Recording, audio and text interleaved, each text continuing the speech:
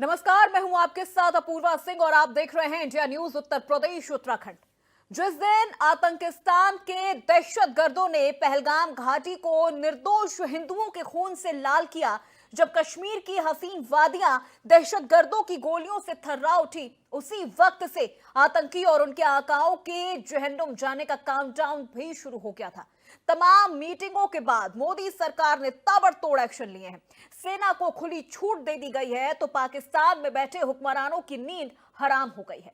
पहलगाम में हुए आतंकी हमले के बाद भारत पाकिस्तान पर चौतरफा हमला कर उसे हर तरफ से कमजोर कर रहा है।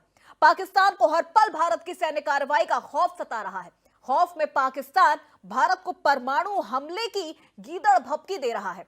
इधर रक्षा जानकार भी तैयारियों को देखकर कयास लगा रहे हैं कि भारतीय सेना पाकिस्तान के खिलाफ कभी भी बड़ा कदम उठा सकती है। ऐसे में पाकिस्तान का एक एक पल खौफ में ही कट रहा था कि भारत में लिए गए एक और फैसले से पड़ोसी मुल्क का सुख और चैन छीन लिया है।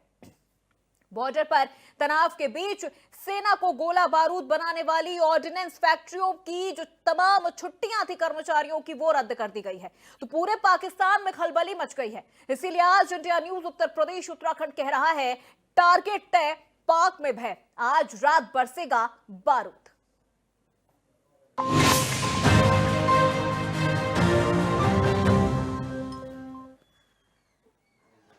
पहलगाम के गुनहगारों को हर मोर्चे पर नतमस्तक करने की तैयारी है। पहले पाकिस्तान पर वाटर स्ट्राइक की गई, उसके बाद अब हिंदुस्तान की ओर से डिजिटल स्ट्राइक की गई है और अब एक के बाद एक मोदी सरकार ताबड़तोड़ फैसले ले रही है। वो फैसले जो शहबाज शरीफ की नींद उड़ा रहे हैं। सूत्रों के हवाले से यह भी खबर है कि प्रधानमंत्री मोदी ने सेना को खुली छूट दे दी है। सवाल ये कि क्या आज आतंकिस्तान का अंतिम दिन है? ग्राफिक्स के जरिए आपको समझाते हैं कि हिंदुस्तान कितना तैयार है। बैलिस्टिक मिसाइल की भी जानकारी हम आपको दे रहे हैं और यह भी आपको दिखा रहे हैं कि पाकिस्तान के परमाणु बम कहां-कहां रखे गए हैं। इस मैप के जरिए आप देख सकते हैं और समझ सकते हैं कि भारत को पाकिस्तान जिस तरह से परमाणु बम की गीदड़ भभकी दे रहा है, वो पाकिस्तान खुद कितना तैयार है। जिन पाकिस्तान के पास अपने टैंकों को भरने के लिए तेल नहीं है, अपने जो फाइटर जेट है उनमें तेल भरने की भी क्षमता जिस पाकिस्तान के पास नहीं है, भूखमरी की कगार पर जो पाकिस्तान पहुंच गया है, वो भारत को परमाणु बम की धमकी दे रहा है। किसके पास कितने परमाणु हथियार है और बैलिस्टिक मिसाइल की क्या कितनी क्षमता भारत और पाकिस्तान की है, वो भी हम आपको यहां पर ग्राफिक्स के जरिए दिखा रहे हैं। भारत के पास अग्नि-1 700 रेंज की दूरी तय कर सकती है। अग्नि-1, अग्नि-2 2000 रेंज किलोमीटर पर घंटे की आवर से, अग्नि-3 3500 रेंज, अग्नि-4 4000 रेंज और अग्नि-5 5000 रेंज। ये बैलिस्टिक मिसाइलें जो भारत के पास है। पाकिस्तान की बात कर ले तो गौरी 1 1500, गौरी 2 2000, अबाबील 2000, शाहीन 2 2500 और शाहीन 3 2750, यानी 3000 का भी आंकड़ा पाकिस्तान के बैलिस्टिक मिसाइल पार नहीं कर पाए हैं। और ये धमकी देते हैं पाकिस्तान को, पाकिस्तान धमकी देता है भारत को परमाणु बम की। अंदर से पूरी तरह से खोखला हो चुका पाकिस्तान, आर्थिक तंगी हर दिन झेल रहा है पाकिस्तान। जीडीपी का कोई मुकाबला नहीं, भारत की जीडीपी से पाकिस्तान का कोई मुकाबला नहीं। और ऐसे पाकिस्तान को जो गीदड़ भभकी जो पाकिस्तान दे रहा है भारत को, आप उससे अंदाजा लगा सकते हैं कि अंदर से पाकिस्तान पूरी तरह से खोखला हो चुका है। अरबों खरबों का जो कर्ज है वो पाकिस्तान के ऊपर है। वहां की जो जनता है वो भूखमरी की कगार पर है। रोटी और आटे के लिए वहां की जनता आपस में लड़ रही है और ऐसा पाकिस्तान भारत को परमाणु बम की धमकी दे रहा है। तो अब से थोड़ी ही देर में चर्चा भी शुरू होगी और हमारे साथ कई खास मेहमान भी आज की इस चर्चा में हमारे साथ शामिल होंगे और कई तकनीकी सवाल उनसे भी पूछेंगे। भारत की प्लानिंग पर भी सवाल होंगे, पाकिस्तान की कूटनीति पर भी सवाल होंगे, पाकिस्तान की गीदड़ भभकी पर भी सवाल होंगे, भारत की तैयारियों पर भी हम आज कई सवाल हमारे खास मेहमानों से पूछने वाले हैं।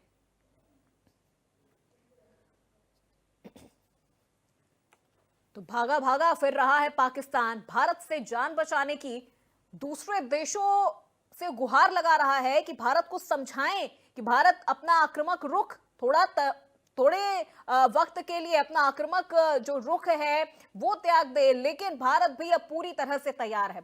भारत अब पीछे मुड़ने वाला नहीं है। भारत अब किसी तरह से कोई शांति समझौता करने के मूड में नहीं है, जो अब तक पिछले कई दशकों से, कई सालों से पाकिस्तान के साथ होते आए हैं। लेकिन जो अंजाम है वो हमें हर बार इस तरह से नजर आता है। कभी हमारे सुरक्षा बलों को, जो सोते हुए सुरक्षा बल हैं, जो सो रहे होते हैं, उन्हें किस तरह से, कितनी कायरतापूर्ण तरीके से पाकिस्तान के जो आतंकी हैं वो आते हैं और मार के चले जाते हैं, क्योंकि उस समय जवान सो रहे होते हैं। इसे आप कायरता नहीं कहेंगे तो क्या कहेंगे।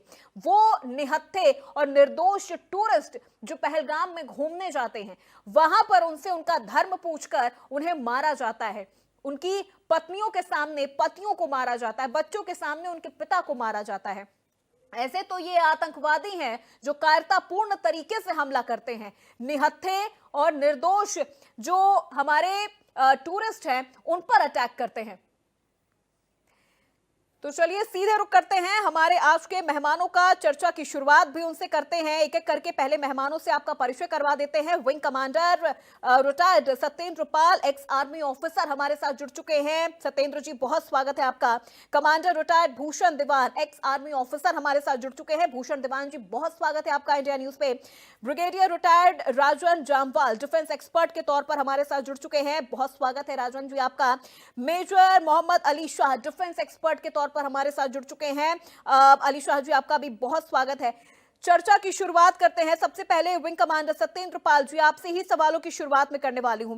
क्या जो कूटनीतिक दबाव पाकिस्तान पर हम डालने की कोशिश कर रहे हैं, उसका असर तो हमें साफ तौर पर दिख रहा है। मारा मारा फिर रहा है पाकिस्तान, दूसरे देशों से जाके गुहार लगा रहा है कि भारत को समझाया जाए, भारत के जो प्रधानमंत्री हैं उनको समझाया जाए कि अपना आक्रामक रुख थोड़ा ठंडा करे, और फिर परमाणु अटैक की धमकी दे रहा है पाकिस्तान। जी एक तरफ तो देखिए ये देखना पड़ेगा कि दोनों देश जो हैं वो जो फॉरेन कंट्रीज हैं उनसे संपर्क साधे हुए हैं। पाकिस्तान ने भी साथ रखा है और हिंदुस्तान ने भी साथ रखा है, बट पर्पस डिफरेंट है। हिंदुस्तान तो हर कंट्री से मिलकर जो कि नेबरिंग कंट्रीज हैं उनसे बैकडोर में उनको कांटेक्ट करके, और जो मेन जिनको हम पावर कहते हैं या सुपर पावर कहते हैं, जो भी कहते हैं, मैं भारत को सुपर पावर से कम नहीं मानता जी। उनको वो समझा रहे हैं कि हमारा लक्ष्य क्या है, उन्होंने क्या गलती की है और हमारा लक्ष्य क्या है। वो यही समझाने की, बताने की कोशिश कर रहे हैं कि हम अगर करेंगे तो क्या करेंगे। जैसे कि प्रधानमंत्री ने अभी कल परसों कहा, और हमारे पॉलिटिकल डिस्पेंसेशन भी यही बोल रही है, उनकी पाकिस्तान से पर से दुश्मनी नहीं है। वो ये कह रहे हैं हम आतंकवाद को खत्म कर देंगे, हम उन लोगों को नेस्तनाबूद कर देंगे जिन्होंने ये हमारे लिए परेशानी का सबब पिछले 70 साल से बने हुए हैं। भारत ये समझाने की कोशिश कर रहा है। और जहां तक आप कह रहे हैं कि पाकिस्तान भागा भागा फिर रहा है, हाँ वो बात सही है। वो भी लोगों को कांटेक्ट कर रहा है, वो ये बता रहा है कि इसमें हमारी क्या गलती है, एक ट्रांसपेरेंट तरीके से इन्वेस्टिगेशन करा ली जाए। वो जो है इलाका जहां ये सब हुआ है, वो ये बड़ी बात कह रहे हैं। वो कह रहे हैं वो एक डिस्प्यूटेड लैंड है, वो बार बार डिस्प्यूटेड लैंड की दोहाई दे रहा है। वो ये नहीं सोच रहा कि वहां पर डिस्प्यूटेड लैंड किस बात की, जब वो इंडिया के कब्जे में है और हमारे लोग वहां मारे गए। तो उसका भागना फॉरेन कंट्रीज के पीछे एक अलग मकसद से है। और तीसरी बात और लास्ट बात यह है कि जो मैं आपको रखना चाहूंगा कि जैसा हमको पता लग रहा है कि उनके पास में जो हथियार है, असला है या ईंधन है या जो बाकी सामान होता है जिसके जो युद्ध में काम होता है, उसकी क्वांटिटी और उसके रिसोर्सेज बहुत कम है, लिमिटेड है।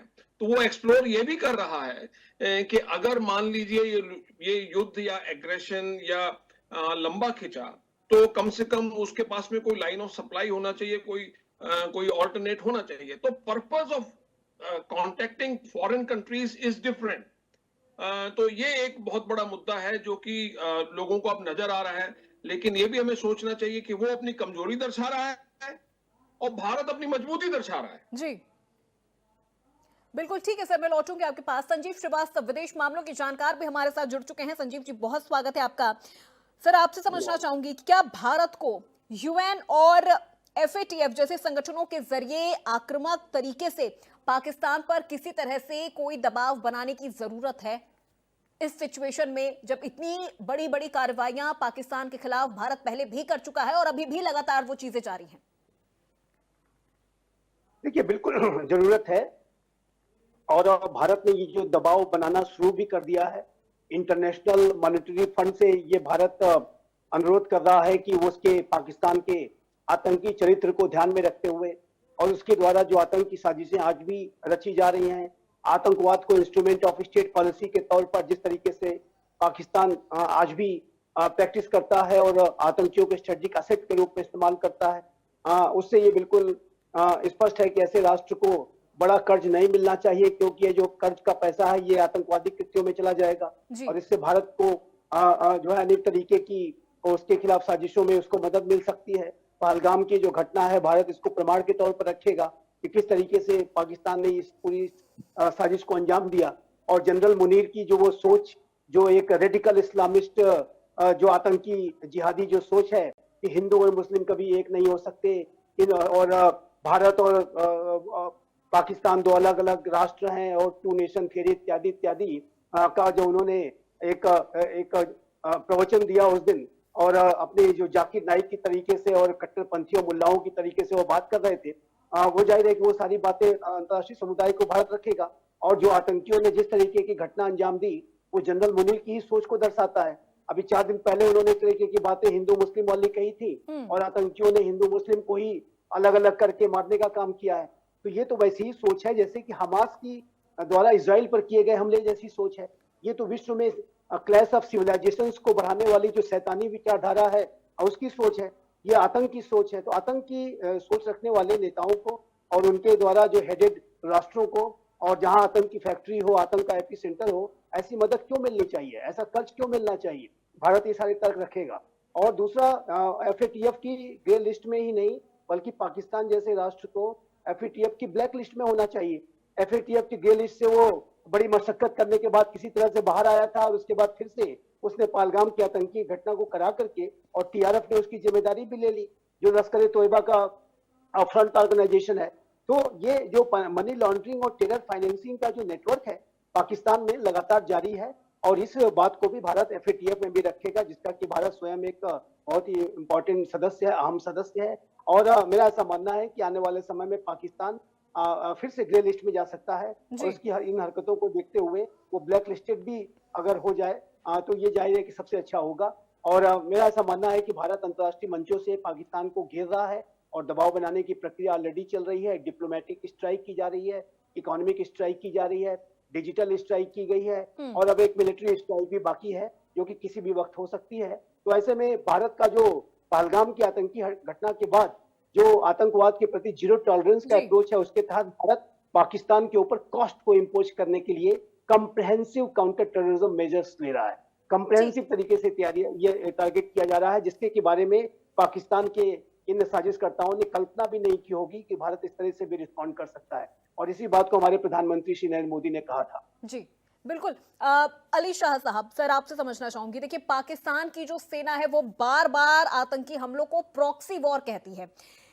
ये इस्तेमाल इसलिए हो रहा है कि वहां की सेना युद्ध का साहस नहीं जुटा पा रही है, या वो सीधे तौर पर अटैक नहीं कर सकते हैं, या फिर वो सामने आमने सामने की जो लड़ाई है वो लड़ नहीं सकते, इसीलिए प्रॉक्सी वॉर कहा जा रहा है। जी अपूर्वा जी, आपने बिल्कुल दुरुस्त फरमाया है। देखिए पाकिस्तान में इतना जोर, इतना दमखम नहीं है, मैं कोई जिंगोइज्म नहीं कर रहा हूँ। जी जी, मैं जो रियलिस्टिक बात है, जो हकीकत की बात है वो बता रहा हूँ। पाकिस्तान में दमखम नहीं है कि वो हमारे से आमने सामने आके लड़ाई लड़े। चोरी छुपे जाकर आतंकवाद का सहारा लेता है, वो उसको हथियार बना के इस्तेमाल करता है, उसको प्रॉक्सी वॉर का करार देता है कि भाई उनके बदले में ये उनके आतंकी, उनके यहाँ पे ट्रेन आतंकी यहाँ पे आ रहे हैं। देखिए मैं आपको एक बात साबित करता हूँ। देखिए general Asim Munir, chief of army staff of Pakistan, इन्होंने एक बयान दिया, शर्मनाक, विपत्तिजनक और बहुत ही घटिया बयान था हिंदू मुसलमान का। टू नेशन थियरी की इन्हें बात करी। उसके 4 दिन के बाद अच्छा, उससे पहले मैं पूछ चाहता हूँ कि पाकिस्तान में हिंदू नहीं है क्या, माइनॉरिटीज नहीं है क्या, पाकिस्तान की सेना में हिंदू नहीं है क्या? उसके 4 दिन के बाद बहुत ही कायराना, घटिया, वाहिद, मतलब गुस्सा आता है सोच के भी, ऐसा हमला हो जाता है नाम पूछ के, मजहब पूछ के, कपड़े उतारो, कलमा पढ़ो। यानी कि जाहिर सी बात है, पाकिस्तान ने फूट डालने की कोशिश करी हिंदुस्तान ने, लेकिन उनपे भारी पड़ा, इट बैकफायर। क्योंकि कश्मीर में आज तक कभी नहीं हुआ एक कैंडल लाइट मार्च हुई, जिस तरीके से निंदा हुई, पूरा देश एकजुट हो गया। बल्कि जिन्होंने कश्मीर में, जहां पर सुना ही नहीं जा रहा था कि भाई यहाँ पर आतंकियों के खिलाफ सब लोग जुड़ जाएंगे, यहीं पे सब जुड़ गए। हमारे देश के प्रधानमंत्री साहब ने भी कहा है कि हिंदुस्तान की ताकत, हिंदुस्तान का हथियार है हमारी एकता। तो हमारी एकता में फूट डालने की कोशिश करी पाकिस्तान ने, लेकिन उनपे बैकफायर हुआ। अच्छा, आसिम मुनीर साहब डर के मारे, या तो AWL हो गए, यहाँ पे जितने फौजी सब समझेंगे AWL का मतलब एब्सेंट विदाउट लीव, गायब हो गए हो, या तो अपने बंकर में छुप गए हो। उसके बाद हिंदुस्तान की मीडिया ने ललकारा कि भाई कहां पर है, जरा आ जाओ, सामने आ जाओ। फिर वो टैंक पे खड़े हुए, अब आप सुनिए दिलचस्प बात, टैंक पे खड़े हुए वो पाए गए ब्रीफिंग सोल्जर्स। उस टैंक पे अगर आप गौर करेंगी अपूर्वा जी, उस टैंक पे एक स्टार प्लेट था। स्टार प्लेट मजे की बात है, 4 स्टार, यानी कि चीफ के 4 स्टार होते हैं। जी जी। यानी कि अभी एक स्टाफ कार में आप ब्रिगेडियर जामल साहब, जुगल साहब, भूषण साहब, संजीव साहब भी सब हंसेंगे कि भाई गाड़ी पे स्टाफ कार होते हैं। जब ब्रिगेडियर जामल साहब जब सर्विस में थे तो इनकी गाड़ी पे 1 स्टार था, गाड़ी पे। आज मैं आर्मर्ड कोर के लेफ्टिनेंट जनरल KJ सिंह साहब आज मेरे साथ एक पैनल पे थे, उनसे, वो आर्मर्ड कोर के वेस्टर्न आर्मी कमांडर हैं, तो रेगिस्तान उनके साथ में था, उनके अंडर में था। उनसे मैंने पूछा, सर कभी आपने देखा है टैंक के ऊपर कोई स्टार लगाया हुआ है? उन्होंने कहा नहीं, आज तक नहीं देखा, कभी नहीं देखा। तो यानी कि एक स्टेज सेटअप था कि मैं यहाँ पर, ये जैसे स्टेज प्रॉपर्टी सेट लगाते हैं ना, वैसे सेट लगा रखा था। और जो वही चीज है ना सर कि पाकिस्तान देखिए नकल करने की कोशिश भी कर रहा है, डराने धमकाने की भी कोशिश कर रहा है, लेकिन वो अंदर से कितना खोखला हो चुका है कि वो चीजें हमें खुद ब खुद इन तरीकों से समझ में आ जा रही है, और फिर ये चीजें पाकिस्तान छुपा भी नहीं पा रहा है। बिल्कुल बिल्कुल दुरुस्त फरमाया। अब आप देखिए तो साफ जाहिर होता है कि ये एक स्टेज सेटअप था, क्योंकि वो केवल इधर धमकी दे सकता है। उन्होंने जाके रूस में बोला कि भाई हम हिंदुस्तान में परमाणु हमला करेंगे, हम कुछ नहीं कर सकते ये, और हमारे पास इतना दमखम है कि अगर, पहली बात तो वो करेंगे नहीं, 100%, मैं गारंटी दे रहा हूँ इस बात की, मैं मालूम है नहीं करेंगे, वो हिम्मत नहीं है। अगर ऐसा कभी हुआ भी, हिंदुस्तान के पास इतना दमखम है कि वो परमाणु हत्या हमला रोक सकते हैं। हिंदुस्तान वो हवा में तो रोक सकते हैं, तो उनके पास ठीक है सर। इसी से जुड़ा एक सवाल मेरा भूषण दिवानजी से है, एक्स आर्मी ऑफिसर हैं। सर देखिए, भारत ने सर्जिकल स्ट्राइक किया, भारत ने एयर स्ट्राइक किया, पाकिस्तान बार बार परमाणु बम की, न्यूक्लियर वेपन की जो धमकी है, वो अब ऐसा लग रहा है कि वो अप्रभावी है, कोई मतलब नहीं है इन धमकियों का। भारत जाता है अपनी कार्रवाई करके और बड़े आराम से, बिना किसी कैजुअलिटी के, जीरो कैजुअलिटी के भारत वापस आ जाता है, भारत की सेना वापस आ जाती है। लेकिन अब ऐसा लग रहा है परमाणु हथियार की जो धमकी है वो सिर्फ अब रणनीतिक रूप से एक अप्रभावी हो गई है, कोई मतलब नहीं है इन चीजों का। धन्यवाद अपूर्वा जी। मैं भारतीय नौसेना से हूं जी, भारतीय आर्म फोर्सेस से हूं, मैं आर्मी से नहीं हूं, नेवी से हूं। जी जी सर। तो पहले तो मैं आपको जवाब दूं उस न्यूक्लियर की बात का। धमकियों पे ना जाया जाए, असल में देखा जाए क्या चीज है।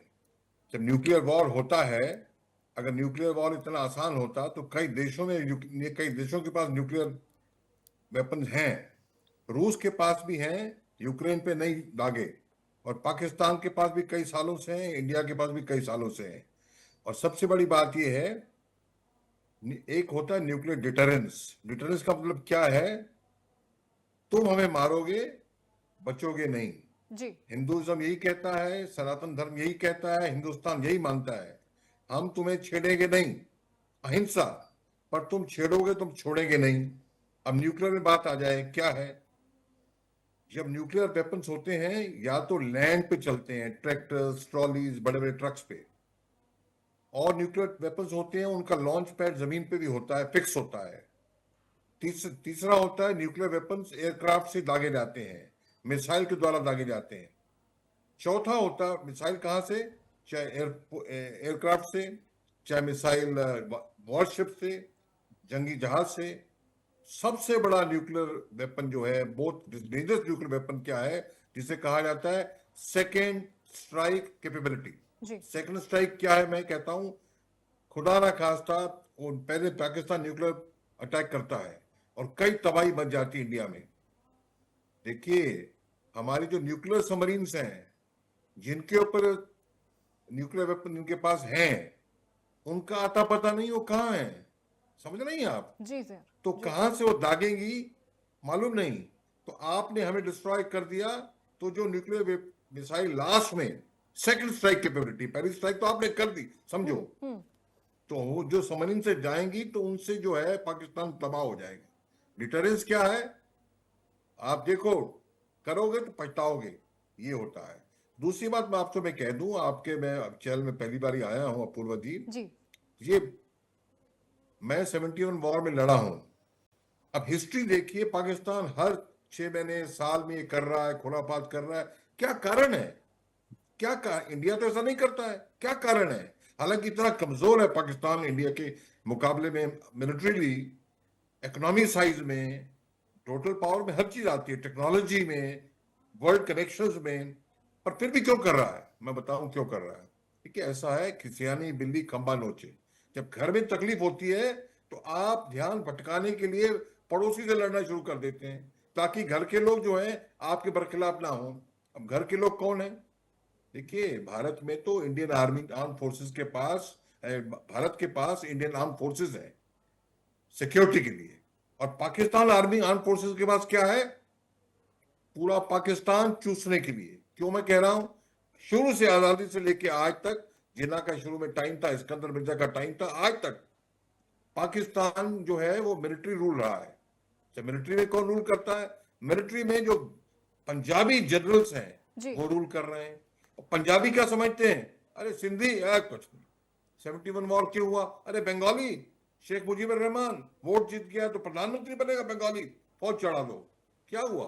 टूट गया। अब क्या है? पीओजे के, अरे पीओजे के चूसने के लिए है। सिंध, खैबर पख्तूनख्वा, अरे कुछ नहीं।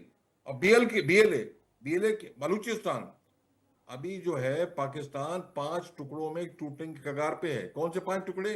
खैबर पख्तूनख्वा, तालिबान भी सपोर्ट कर रहा है, उसके नीचे बलूचिस्तान, फिर सिंध और पीओजे के, और 5वां ये बनेगा क्या? बचेगा पंजाब। सवाल ये बालाकोट, उरी, ये लातों के भूत बातों से मानते नहीं है। ये काम होना है और काम होने के लिए तैयारी पूरी है, और यही तरीका होगा और तभी परमानेंट सोल्यूशन होगा। और क्यों अंदर से टूट रहा है? जब 1990 में रूस टूटा था, वो बॉम्ब से नहीं टूटा था, अंदरूनी कंफ्यूजन से। क्यों? वहां भी रूसी मूल के आदमी सब पे कंट्रोल करते थे और उनके खाने को नहीं। ये मून जो भी नेवल ब्लॉकेड होगा पश्चिम से, और इनका 6 दिन में पेट्रोल, 10 दिन में पेट्रोल खत्म हो जाएगा, आर्मामेंट नहीं आ पाएंगे तब, और ये पानी नहीं होगा, तो क्या ये जनता, आम जनता, आवाम जो इन मिलिट्री हुक्मरानों के मुंह नोचेगी, बगावत होगी? आप समझ रहे हैं? तो जरूरी नहीं हर लड़ाई तलवार के साथ, मिसाइल के साथ लड़ी जाए। बिल्कुल बिल्कुल सर, जरूरी नहीं कि हर लड़ाई तलवार से, हर लड़ाई गोले बारूद से लड़ी जाए। कुछ लड़ाइयां ऐसी भी होती हैं जो स्ट्रेटेजिक तरीके से लड़ी जाती हैं, इस तरह से कूटनीति बना के लड़ी जाती है। राजन जी, सर मैं आपसे समझना चाहूंगी, एफएटीएफ के बावजूद भी आतंकी ट्रेनिंग कैसे हो रही है? क्योंकि जो ये गतिविधियां हैं ये डिनायबिलिटी होती हैं, और एफएटीएफ पर बस नाम मात्र जो कार्रवाई होती है वो हम देख रहे हैं। देखिए, पाकिस्तान में टेररिस्ट की ट्रेनिंग होती है, ये जग जाहिर है। आपने कैंपों की लोकेशन दे दी, आपने सब कुछ देख दिया। आपका सवाल थोड़ा डायरेक्टेड है कि अगर है तो एफएटीएफ क्यों मतलब अपनी लिस्ट से पाकिस्तान को निकाल लेता है? जी, एफएटीएफ बेसिकली वेस्ट डोमिनेटेड है। अगर हमको लगता है कि वेस्ट हर चीज में हमारे पूरी तरह साथ है, तो हम गलत सोच रहे हैं।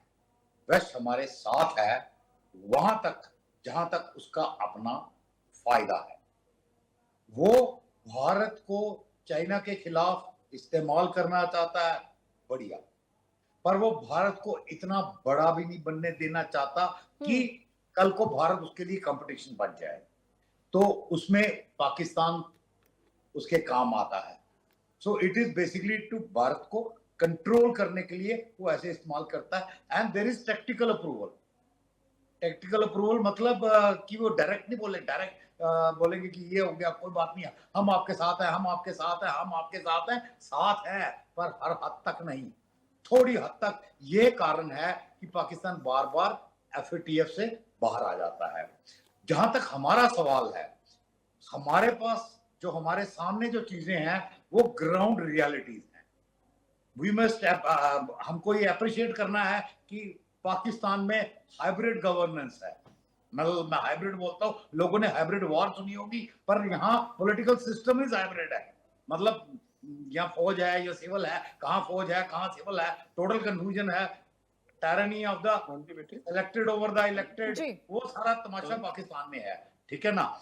तो ऐसे सिस्टम का नेट प्रोडक्ट टेररिज्म के सिवाय कुछ नहीं हो सकता, because Pakistan army has a state of Pakistan. No state of Pakistan में उनकी अपनी साख जब नीचे गिर रही है, आसिफ मुनीर की पर्सनल साख गिर रही है, सो एक डेस्परेट अटेम्प्ट मारा कि ये करेंगे। अगर भारत के खिलाफ जब जिंगोइज्म होता है तो सारा देश फौज के पीछे इकट्ठा हो जाता है, तो ये फौज के पीछे देश को इकट्ठा करने की कोशिश की। बट देन उन्होंने शायद हमारा रिजॉल्व अंडर एस्टिमेट किया। हमने अब 22 अप्रैल को अपना 7 अक्टूबर मान लिया and we said enough is enough. और उसी तरह वो सोच रहे थे कि हम खाली एक मिलिट्री स्ट्राइक करेंगे या वो करेंगे। हमने साइमल्टेनियसली इकोनॉमिक, डिप्लोमेटिक, मिलिट्री सारे फ्रंट खोल दिए हैं।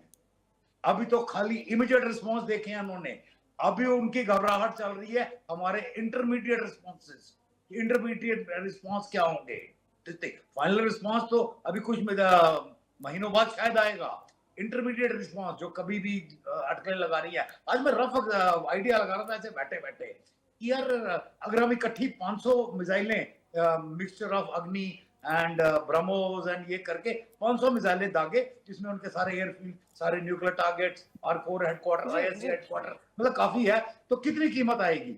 आई वाज सरप्राइज्ड कि जब मैंने कैलकुलेशन करी, यार ये तो 20-22 हजार करोड़ आ रहा है। दैट इज जो नेट पे अवेलेबल है कि BrahMos at about 3.5 to 4 million and अग्नि एट 6 मिलियन डॉलर लेके लगाए। अरे 20,000-25,000 करोड़ मतलब हमारे लिए कोई खास नहीं है पाकिस्तान को सबक सिखाने के लिए। It's a very minor amount and 500 missiles country simultaneously taking of, कोई एयर डिफेंस सिस्टम उसका रोक नहीं सकता, हर टारगेट हिट होगा simultaneously. I am just saying one of the probabilities, हो सकता है हम 1000 फायर करें, बिकॉज हमारे इतना फाइनेंशियल कंस्ट्रेन नहीं है। But Pakistan will be crippled, it will get crippled and I hope it happens. Otherwise intermediate response के भी ऑप्शंस और बहुत हैं, और बहुत ऑप्शन हैं, but all the three forces firing, I mean this could be a very good thing and this is what they are scared। वो उसी चीज से डर रहे हैं,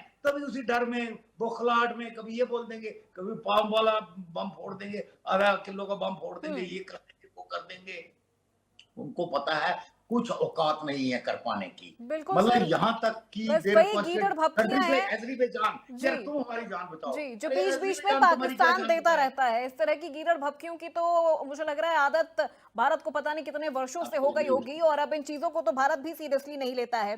सत्येंद्र जी, क्या पाकिस्तान की सेना आतंकियों पर जो एक कंट्रोल था वो कंट्रोल होती नजर आ रही है?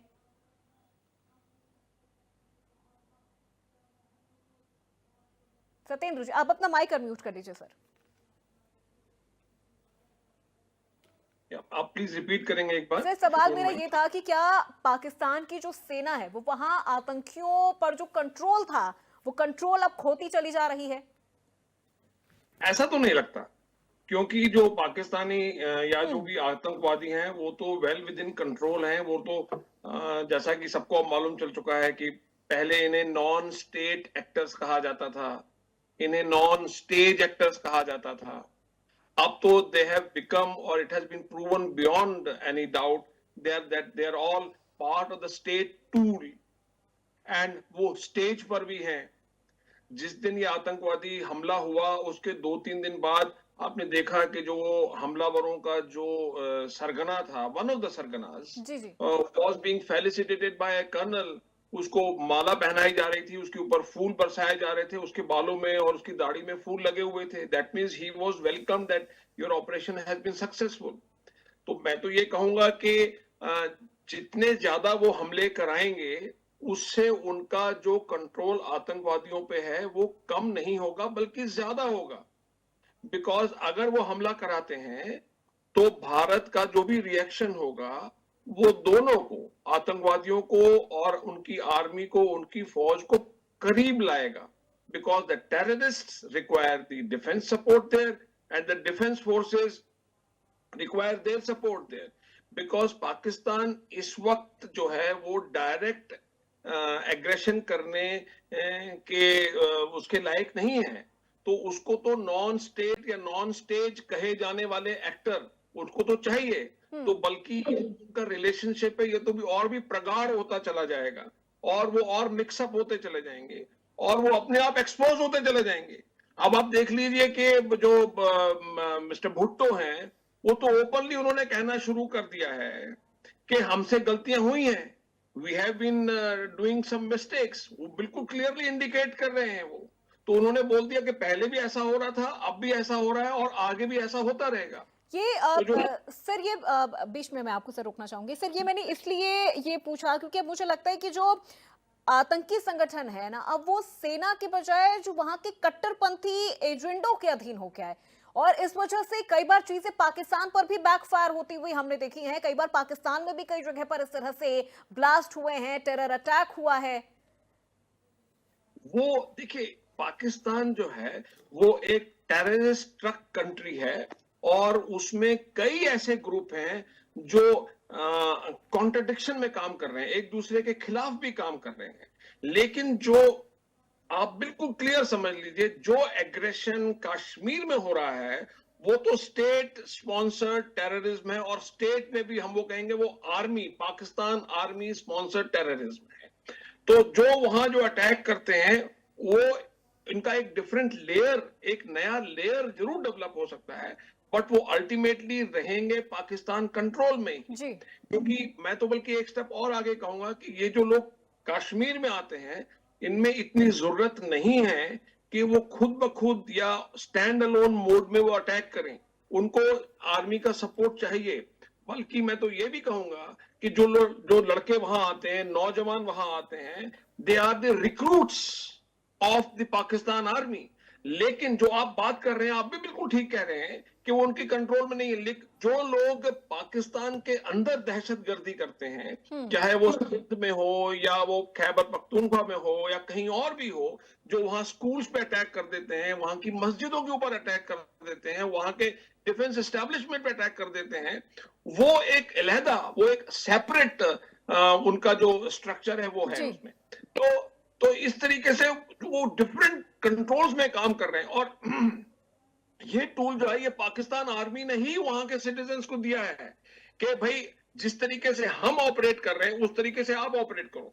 उन्होंने डायरेक्टली नहीं दिया पर वहां के सिटीजन्स ने ये बात सीख ली है कि अगर आर्मी ये यूज कर सकती है तो वहां के जो पॉलिटिकल पार्टीज हैं, वहां के जो फंडामेंटलिस्ट्स हैं, वहां के जो सेपरेटिस्ट्स हैं, वो भी अपना ऑब्जेक्टिव अचीव करने के लिए आर्मी का ही मॉडल अडॉप्ट करते हैं।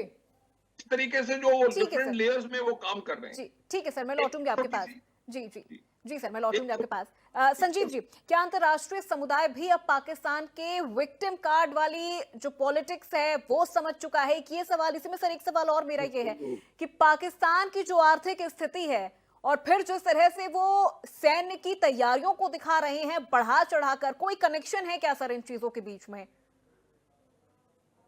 देखिए, आपने डोगल साहब से बहुत ही अच्छा ये प्रश्न पूछा और उन्होंने बहुत इंसाइटफुली इसका जवाब देने की कोशिश की है। लेकिन मैं इसमें एक बात ऐड करना चाहूंगा पूर्वा जी। देखिए, पाकिस्तान के इन लीडर्स ने, मिलिट्री लीडर्स ने जो आतंकियों को रास्ता दिखाया है, वो रास्ता पाकिस्तान के मिलिट्री लीडर्स के लिए ही बहुत भारी पड़ने जा रहा है। और ये सच है कि जो इंडिया सेंट्रिक टेररिस्ट ऑर्गेनाइजेशन है वो अभी भी पाकिस्तान के कंट्रोल में है, लेकिन जो अन्य टेररिस्ट ऑर्गेनाइजेशंस हैं जैसे तहरीक तालिबान पाकिस्तान, जो कि पाकिस्तान का एक क्रिएशन है, पूरा तालिबान ही पाकिस्तान का क्रिएशन रहा, और अब जब तालिबान काबुल की सत्ता पर काबिज हो चुका है और इसमें पाकिस्तान ने उसको पूरी मदद भी दी थी फिर से काबिज होने में, तो ऐसे में जब तहरीक तालिबान पाकिस्तान पूरे पाकिस्तान का तालिबानाइजेशन करना चाहता है, पूरे पाकिस्तान पर कट्टर शरिया लॉ लागू करना चाहता है, और इसके लिए वो सीधा सीधा पाकिस्तान की सेना को ही टारगेट कर रहे हैं, पाकिस्तान की पुलिस फोर्सेस को ही टारगेट कर रहे हैं। पेशावर के आर्मी स्कूल पर ये टीटीपी ने ही हमला कराया था। और दूसरा, ये जो तहरीक तालिबान पाकिस्तान है, ये रेडिकल इस्लामिस्ट कट्टरवादी विचारधारा को कट्टर शरिया लॉ को लागू करना चाहता है पूरे पाकिस्तान में। और जाहिर है कि यदि पाकिस्तान के आर्मी चीफ, जो कि एक कट्टरपंथियों की तरीके से बात करते हैं, आर्मी चीफ से ज्यादा वो मुल्ला मुनीर की तरीके से बात करते हुए नजर आए, उन्होंने अब जो फिर से इसी तरीके का धर्मों के बीच में टकराव को बढ़ाने का, और तरह तरीके की हिंदू मुसलमान कैसे अलग अलग हैं, इंडिया पाकिस्तान कैसे अलग अलग है, इस तरीके की जो तकरीरें कर रहे हैं उससे वो टीटीपी के हौसलों को और बढ़ाने का ही काम कर रहे हैं, उनको फिर से नया रास्ता दिखा रहे हैं। और वो दिन दूर नहीं कि यदि आर्मी चीफ मुल्ला मुनीर, जनरल मुनीर के विचार ऐसे ही रहे, तो वो दिन दूर नहीं कि जब तहरीक तालिबान पाकिस्तान का पूरे पाकिस्तान पर शासन होगा और पूरे पाकिस्तान का तालिबानाइजेशन भी हो सकता है। क्योंकि जो आर्मी के अंदर भी इस तरीके के विचार यदि चीफ रख रहा है, 4 स्टार जनरल चीफ रख रहा है आर्मी के अंदर, तो आर्मी के अंदर भी रेडिकलाइजेशन बढ़ेगा, और इसका जो फायदा है वो टीटीपी उठाएगा। जब वो सत्ता में आएगा तो वो टीटीपी में पहले से ही आर्मी उसके स्वागत के लिए तैयार रहेगी। तो ये जो पाकिस्तान के आर्मी जनरल मुनीर है, बेहद बेहद मैं कहूंगा खतरनाक रास्ते पर पाकिस्तान को ले जा रहे हैं, और ये पाकिस्तान के पूर्ण विनाश का कारण बनेगा। मैं स्पष्ट रूप से कहता हूँ, पाकिस्तान में अभी जनरल बाजवा इस तरीके के विचार नहीं रखते थे, उनके ऐसे विचार नहीं थे, वो अहमदिया संप्रदाय को बिलोंग करते थे, और इस तरीके के एकदम जो एक नफरत वाली क्लैश ऑफ सिविलाइजेशंस, धर्मों के बीच में टकराव के बढ़ाना। और जाहिर है कि जैसे कि मेरे मित्र मेजर शाह ने कहा कि उन्होंने भारत में हिंदू और मुसलमानों के बीच में टकराव को बढ़ाने की साजिश रची। इतनी घृणित और इतनी घटिया सोच आर्मी चीफ अगर रख रहा है तो इसका भारत के ऊपर तो कोई असर नहीं पड़ेगा। आपने यहाँ देख लिया कि किस तरीके से उमर अब्दुल्ला चीफ मिनिस्टर ने और पूरे जम्मू एंड कश्मीर की जो विधानसभा ने एक सुर से पूरी इसकी निंदा की। मस्जिदों में 2-2 मिनट तक की मौन रखा गया। पूरे भारत में एकता है और इस भारत के ऊपर तो कोई असर नहीं पड़ा। कश्मीर में भी देखी कि पहली बार ऐसा हुआ है कि टेरर अटैक के बाद जो कश्मीरी है वो वहां पर से कैंडल मार्च निकाल रहे हैं। ये चीजें हमने पहली बार कश्मीर में देखा है।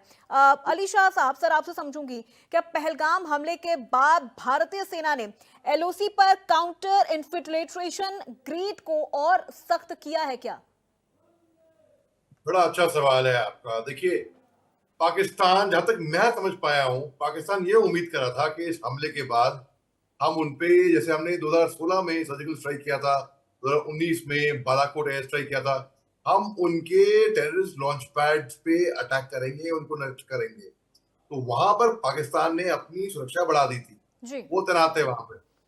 हमने ऐसा करा नहीं, और अब तक हमने, अगर आप देखें, कोई मिलिट्री एक्शन लिया नहीं अब तक। हम लेंगे, अपने तरीके से लेंगे, और बिना कुछ करे पाकिस्तान की हवा निकली हुई है। पाकिस्तान की हालत खराब है, बिल्कुल पाकिस्तान डरा हुआ है जी। एक प्ले राइट थे, मेरे फेवरेट प्ले राइट है विलियम शेक्सपियर, उन्होंने कहा था, मैं तर्जुमा भी करूंगा इसके बाद हमारे दर्शकों के लिए, उन्होंने कहा था, cowards die many times before the death, the valiant never face death but once. यानी कि जो डरपोक है वो 100 बार मरेंगे डर डर के, जो बहादुर है वो एक बार मरेंगे केवल मैदान जंग में। पाकिस्तान डरा हुआ है, उनकी हालत खराब है, तो मेंटल टॉर्चर, मेंटल एगनी हो रही है उनको कि अभी हारे। हम तो ये उम्मीद कर रहे थे एलिमेंट ऑफ सरप्राइज, किसी भी हमले में वो सरप्राइज, वो अचंबा, वो ताजुब, वो बहुत जरूरी है, और यही हम इनके साथ करने जा रहे हैं। अब हमने तो ऑलरेडी इनको इकोनॉमिकली और डिप्लोमेटिकली मार मारी है जी। वाटर बम यानी कि सिंधु वो तो समझौता हमने तो वो रद्द कर दिया है। इसके अलावा पाकिस्तान का इल्जाम है कि हमने झेलम नदी से पानी छोड़ा है जहां पर उनपे बाढ़ आ गई। भलाई छोड़ा है या नहीं छोड़ा है, मुझे नहीं पता, ना ही मैं बोलूंगा इसके बारे में। लेकिन मैं तो ये जरूर बोलूंगा, आज मैं गया था अटार मार्केट, वहां पर इंडिया न्यूज का ही, नेशनल का, वहां पर लोगों ने बोला जब बारिश हो जाए तब पानी छोड़ दो, यानी कि, और जब बारिश रुक जाए, जब सूखा आकार आ जाए तो पानी रोक लो, यानी कि इनको भिगो भिगो के मारो और इनको साफ करके मारो। तो ये भी एक स्ट्रेटजी है। देखिए, हमें फौज की ट्रेनिंग में सिखाया जाता है जोश के साथ होश। तो मार्शल आर्टिस्ट जो होते हैं, जो बॉक्सर्स होते हैं, हमें लगता है कि बॉक्सर्स या मार्शल आर्टिस्ट या ये बड़े गुस्से वाले लोग होंगे, क्रोध वाले लोग होंगे, या जोश में मारेंगे। ये बहुत स्ट्रेटेजिकली अपना दिमाग इस्तेमाल करते हैं, कूल माइंड से ऑपरेट करते हैं, कामली ऑपरेट करते हैं। तो हम, हिंदुस्तान ऐसा मार मारेगा पाकिस्तान को, क्योंकि, और आपके चैनल के माध्यम से हमारे से सारे देशवासियों को मैं ये अपील करना चाहता हूं कि हमारी सरकार में भरोसा रखो, और ये वक्त है हमें एकजुट होने का, सबको एक साथ, क्योंकि हमारे प्रधानमंत्री साहब ने बोला है सजा तो मिलेगी, जरूर मिलेगी, जिसकी वो कल्पना भी नहीं कर सकते हैं। अब ये सोच रहे हैं शाह साहब, वो चीजें शायद पाकिस्तान कल्पना भी नहीं कर सकता है। पाकिस्तान यही सोच रहा होगा कि एक बार फिर से कोई सर्जिकल स्ट्राइक होगा, एक बार फिर से कोई एयर स्ट्राइक होगा, लेकिन भारत किस तरह से कूटनीतिक तरीकों से चल रहा है और पाकिस्तान को हर मोर्चे पर विफल कर रहा है, ये शायद कल्पना पाकिस्तान नहीं कर पा रहा होगा। भूषण दीवान जी, सर आपसे समझूंगी, क्या ड्रोन और सैटेलाइट से निगरानी हो रही है? अगर हम बात करें भारतीय सेना और एनटीआरओ द्वारा सीमा पार आतंकी जो लॉन्च पैड्स है, क्या उन पर इस तरह से कोई निगरानी रखी जा रही है? बिल्कुल रखी जा रही है अपूर्वा जी। लड़ाई में सबसे बड़ी बात ये होती है, तलवार चलाना, मिसाइल चलाना तो बाद में है, पहले तो पूरा पता लगे है क्या, कि दुश्मन तो ये की क्या तैयारी है, तैयारी क्या है, और दिखना चाहिए जी। वो तो महाभारत में था संजय उवाच, संजय तो दूर से देख लेते थे वैसे। पर मैं आपसे चीज कहना चाहता हूं, बात हो रही है सर्जिकल स्ट्राइक्स की। ये जो पाकिस्तान जो है, ये सांप का बिल है, सांपों की फैक्ट्री है। और आपको बताएं, सांप को जब तक मारेंगे नहीं आप, सर्जिकल स्ट्राइक तो चोट देने वाली बात है, वो दोबारा बदला लेगा। तभी हर 6 महीने साल कुछ ना कुछ हो रहा है। तो सांप की बिल में सांप जाते हैं, सांप को पकड़ मारने, एक हाथ में बीन होती है और एक हाथ में डंडा, बीन बजा के डाइवर्ट करो, कंट्रोल करो। कंट्रोल में आता है वो क्या है, इकोनॉमिक ब्लॉकेड, ये सब चीजें। और समझेगा नहीं तो फिर डंडा। तो ये कैलिब्रेटेड रिस्पॉन्स चलेगा। और जो आप इतना अच्छा आप इंटरव्यू कंडक्ट कर रही हैं, आप देखिए, बाहर की बात तो बाहर की बात, ये पहलगाम हुआ है, पुलवामा हुआ है, हमारे अंदर के जैशन 4-5 करोड़ रोहिंग्या मुसलमान घुसपैठिए बांग्लादेश से आए हैं और स्लीपर सेल पड़े हैं, कई सालों से हैं। हम इनकी सफाई नहीं करेंगे ना, तो ये आज पाकिस्तान को मुंह तोड़ जवाब भी दे देंगे, दोबारा तकलीफ आएगी हमारे को। तो ये बहुत जरूरी इस पॉइंट को लेना है, इंटरनल सिक्योरिटी। तभी 2.5 फ्रंट कहते हैं सीडीएस साहब, 2.5 फ्रंट तो नहीं मैं मानता हूं, तो 3.5 मानता हूं। पाकिस्तान एक फ्रंट, चाइना दूसरा फ्रंट, अब तो बांग्लादेश तीसरा फ्रंट, और चौथा 7,000 किलोमीटर का जो बॉर्डर है हमारा, सी कोस्ट है 12,000 किलोमीटर का, उसका वो 4th फ्रंट है। ये हमारे चैलेंजेस हैं। और हमारा डिफेंस बजट जो है 2% ऑफ जीडीपी भी नहीं है। तो देखिए, ये फ्री नहीं आता है काम, ये बहुत मुश्किल काम है, बहुत खर्चा करना पड़ेगा। और अगर हम हर भारत धरती पे हर 5वां आदमी भारतीय है, तो रोटी कपड़ा मकान ना कहा जाए, रोटी कपड़ा मकान और सिक्योरिटी ये जरूरी चीज है। इसके बगैर आपका क्या वजूद है? आप जो पाकिस्तान की बातें कर रहे हैं, आप देखिए कुछ महीनों में, और चीन का भी था, तो ये हमारे पास, आप तो अपने पड़ोसी बदल नहीं सकते। तो पूरा डिफेंस के अंदर external security, internal security, space, cyber, ये पूरा देके चलना पड़ता है। और ये ना माना जाए कि डिफेंस खर्चे का मामला है। डिफेंस की हर चीज जो होती है, आप इंटरनेट कहां से आया है, हम लोग इंटरनेट पे बात कर रहे हैं, कहां से आया है, डिफेंस से शुरू हुआ है। तो डिफेंस टेक्नोलॉजी ड्यू टेक्नोलॉजी होती है। तो हम दूर की सोच के इसमें हमें पूरा लगना पड़ेगा। और डिफेंस एक्सपोर्ट होगा तो हम एक्सपोर्ट करेंगे, डिफेंस का मैन्युफैक्चर एक्सपोर्ट। जहां यूपी में बैठी है, लखनऊ में डिफेंस इंडस्ट्रियल स्टेट में गया हूं वहां पे, तो हम एक्सपोर्ट जब करेंगे, जब तक एक्सपोर्ट नहीं करेंगे वर्ल्ड पावर का सवाल ही नहीं है, अमेरिका, यूके। तो ये हमने पूरी ओवरऑल पिक्चर देख के, दूर की सोच के, ये हमें करना पड़ेगा। आसिफ मुंडी ने हमें मौका दिया है, इस मौके को भुनाया जाए और सांप के बिल में जाके सांप का सिर तोड़ा जाए, बिल खत्म की जाए, और होगा। बिल्कुल बिल्कुल। अब राजन जी, सर आपसे समझूंगी, क्या भारत के पास स्टैंड ऑफ वेपन्स हैं जो भारत को no boots on ground strike की क्षमता देती है?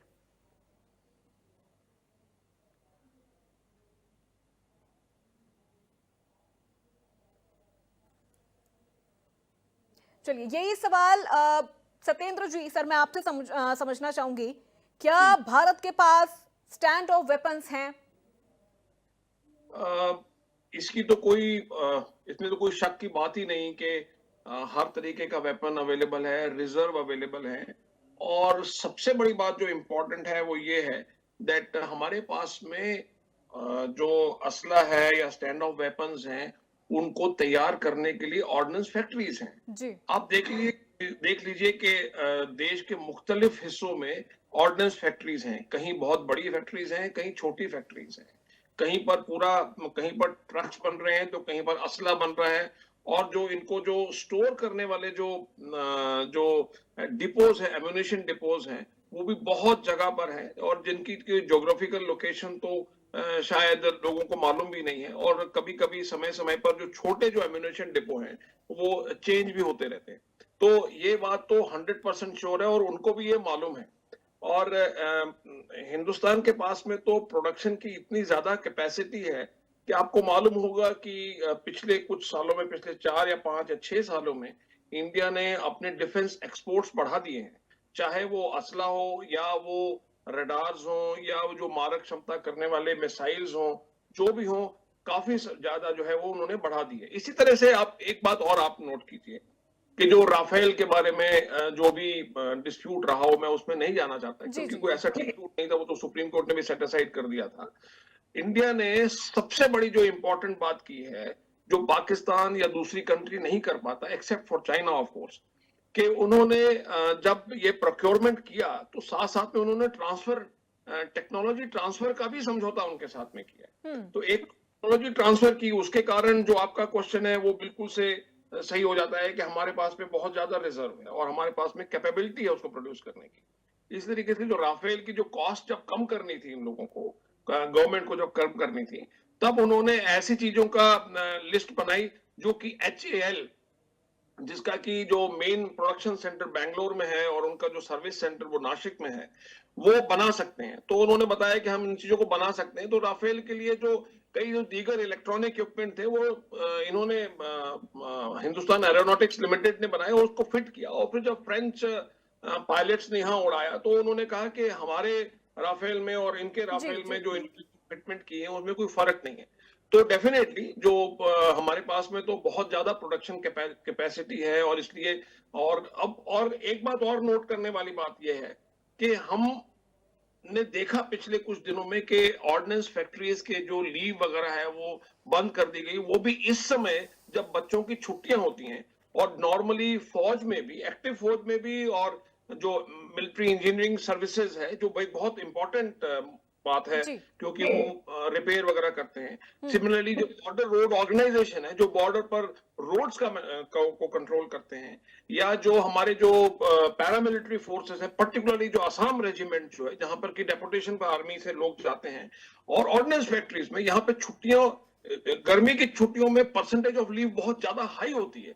आप देखिए उन्होंने तुरंत उस चीज को कंट्रोल किया है और लीव जो है वो कैंसिल कर दी है। और ये बहुत ही इंपॉर्टेंट चीज है, इससे हमारी प्रोडक्शन कैपेसिटी बढ़ेगी ऑर्डिनेंस फैक्ट्रीज की। जो बिल्कुल सर। संजीव जी, एक सवाल आपसे यहाँ पर, साइबर और इंफो वॉर यूनिट कितनी सक्षम है भारत की? बेहद सक्षम है और साइबर डोमेन आज के मॉडर्न समय का एक बहुत ही इंटीग्रल पार्ट है और मॉडर्न वॉरफेयर का भी इंटीग्रल पार्ट है।